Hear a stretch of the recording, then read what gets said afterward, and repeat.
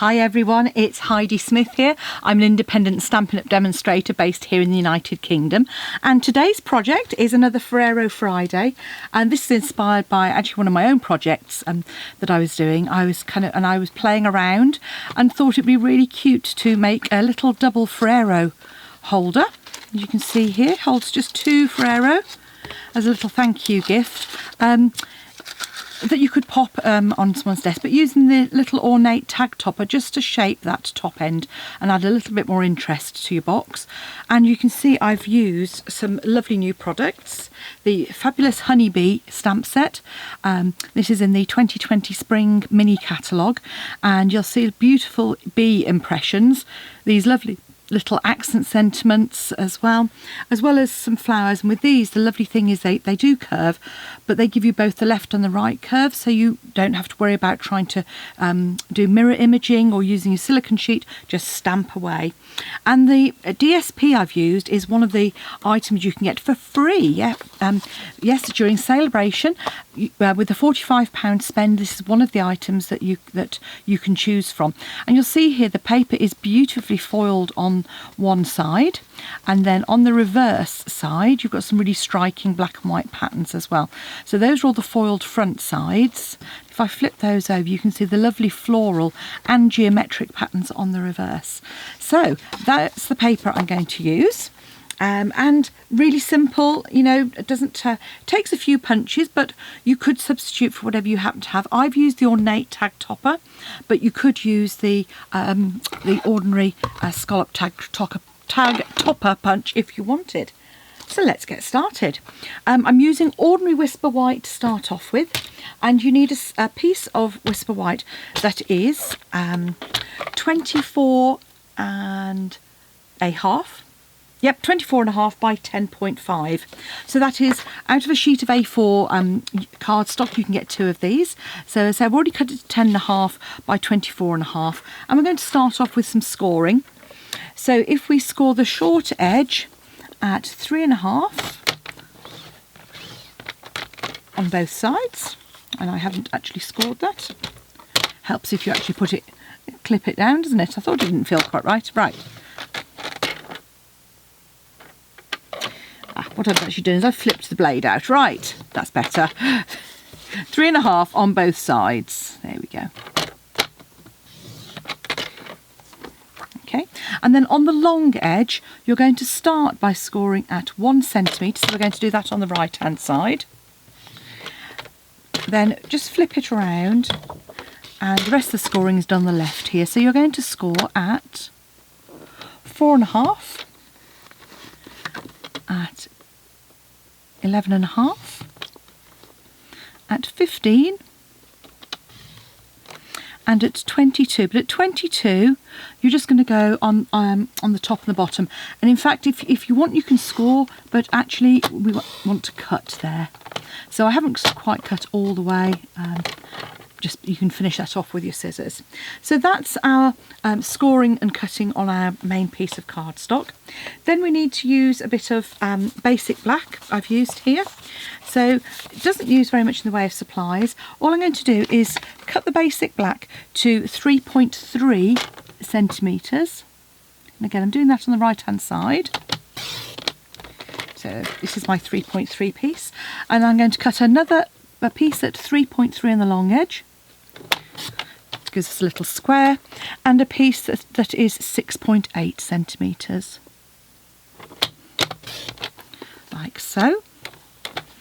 Then with the DSP, I'm going to use the lovely gold one, which is the one that's reverse of this one, and this is actually going to be at 3 centimetres, and I'm going to cut at 3 again. That gives us our top layer, and at 6.5. And I flip that round just so that the pattern gets a bit of continuity, like so. So you might want to just be careful where you cut, because obviously we've got some quite big bee images. I've deliberately tried to make sure I've got some of the smaller bee and the little hive images on there as well. Then I've got a little bit of gold glimmer. And as you can see, I keep pieces that I use for punching. I'm really frugal with this. It's it's your accent pieces, so make the most of it. And I've used the 1 1/8 scallop punch for that. And what I've also done is with the honeybee stamp set, there's a lovely set of dies. I can't remember the name of them, but you can see here, one of which is this hexagon. So when I've cut some of those out, you'll see here, I've got a little envelope, CD case. So where I have cut that gold out, you can see what I've actually done is I've kept the little hexagons as well. So you can use those to accent your honeybee projects later on. So always useful to have a little bit of some of those CD wallets as you go along. So with this piece of cardstock, you just need to remember which is your top piece. So it's the one with the longer piece at the top, and we're going to score on these 2 side panels here. So all I'm going to do is just use some Memento black and come in and stamp a flower on that side. I'm going to stamp another one on this side and then pop the honeybee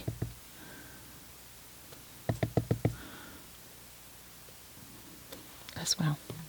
So there we go. And what I did with these pieces is I actually popped those through the tag topper punch as well. So because I'd meant to do it before I cut my pieces, so all I'm going to do is just attach those to a sticky note like so, so I can pop it into the tag topper punch as well. So I've got a piece of, and I can do the same with my piece of card as well. So now we need our ornate tag topper. So this is one of the newer ones. So this has a circular hole in the top and a really pretty scalloped finish. And what I'm going to do is I want to be cutting this top section here. So I'm going to cut down both sides at the top there, so where we cut, or whatever, you may have scored, and that's fine. If you're not confident about using your trimmer, just score it and then trim. I've just gone a little bit far on that one. And then while we've got our scissors out, I'm just cutting on the score lines. So where we've scored here, I'm just, there we go. Not doing a very good job. Okay, so I'm cutting straight down the side of both of these smaller scored panels, and here, and then I'm just cutting a little wedge out like so. Okay, and then when you come to the opposite end, so this is the one with the little narrow score, you're actually going to cut down from the end. And that's because we want our tabs to go either side and meet in the middle. But we don't need the full width of the tab, so we're going to trim that down and do exactly the same. And I don't measure those. Perhaps I should have done. It might have been a bit straighter on that one. Oh, never mind. And then on this end here, whether you've got the little 1 centimetre bit, I'm just coming in with a corner rounder. Now, if you haven't got a corner rounder, you can just angle those off as well. So that's going to be our fold-in section, and that's going to have our... and I've just realised I've stamped on the wrong bit. Okay, never mind. Okay. So this is going to be covered up. The reason this is the right end to stamp is because of the of not having a raw edge showing at the front of your box. So whenever you have a box, ideally you want it to fold away so you've got a nice smooth edge at the front. Fortunately with this it's quite quick and easy just to pop those in. So, right. A bit of extra stamping practice. What I'm also going to do is I'm going to cut away some of the excess on these bits here. It's not a box that's carrying any weight, so again just tuck those away out as you go. So our box is going to fold up like so. So we're going to put our panels on the front here.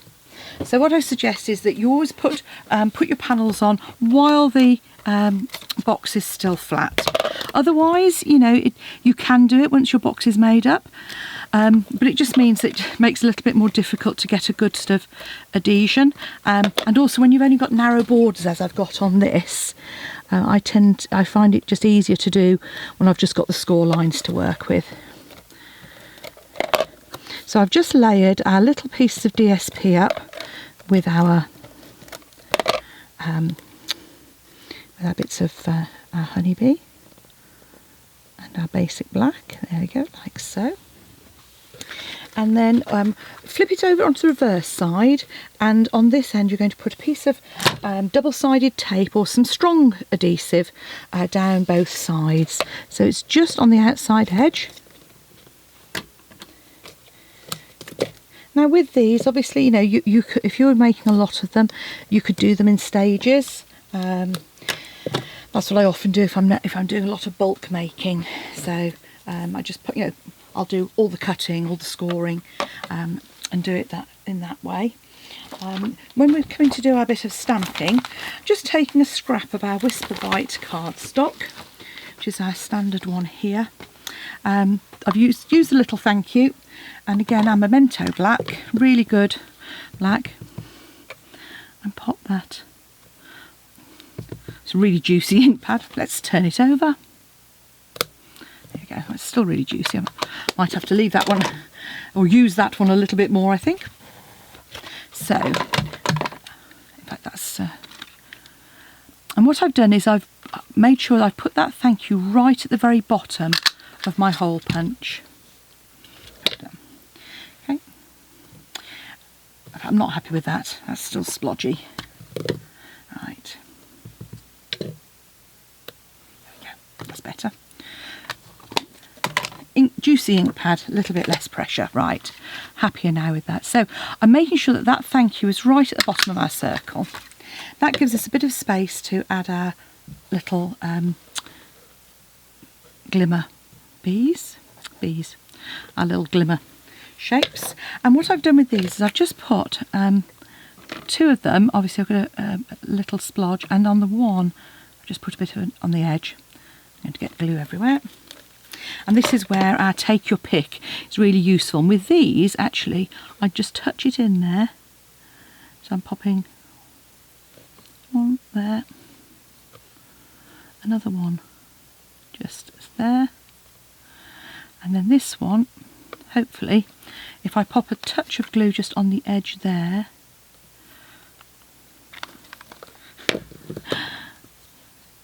I'll get that to line up. There we go, like so. So I'm popping that to one side for a moment, and while we're doing that, I'm going to come in and with this section here, this long section, folding the sides in, and I'm just going to feed that right up into the middle. Make sure you don't get your tabs stuck. So make sure that's right in the middle there, and punch, which I've just done, exactly what I didn't want to do. Okay, right. All the way in. Oh, that's better. All the way in. Okay. Now, that's not perfect, as you can see. So what I'm going to do to correct that is I'm going to take a piece of basic black and it's all going banzai. There we go. Put it in the middle. Heidi, helps. Right. Oh, look. So there we go. So I'm going to just pop that over the top there. So I'm going to roughly cut a piece. I'm going to do the same with my piece of DSP. So in this instance, I'm actually going to feed it through from underneath and make sure that it is fairly even, like so. So I'm going to pop. Now you see all the professionals, well, I say professionals, there are people who would stop and they would redo that. Do you know what? I just want to show you that it really doesn't matter. Nobody apart from you will know what you've done.